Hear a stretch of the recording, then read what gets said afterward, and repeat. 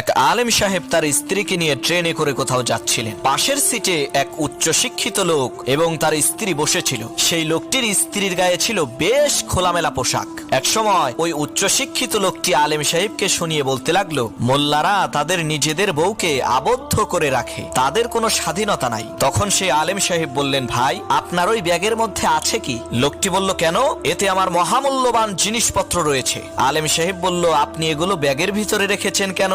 লোকটি বলল, চোর এবং খারাপ লোকদের হাত থেকে বাঁচতে লুকিয়ে রেখেছি। তখন আলেম সাহেব বললেন, আমি আমার বউকে এভাবেই যত্নে লুকিয়ে রেখেছি যাতে তার দিকে কোনো খারাপ মানুষের নজর না পড়ে, কারণ আমার কাছে আমার স্ত্রী টাকা পয়সার চাইতেও বেশি মূল্যবান, আর আপনার কাছে আপনার স্ত্রী ধন সম্পদের চাইতে মূল্যবান নয়। তাই তো আপনি আপনার টাকা পয়সা যত্নে লুকিয়ে রেখেছেন আর স্ত্রীকে রেখেছেন খোলামেলা। এই কথা শুনে লজ্জায় এক আলেম সাহেব তার স্ত্রীকে নিয়ে ট্রেনে করে কোথাও যাচ্ছিলেন। পাশের সিটে এক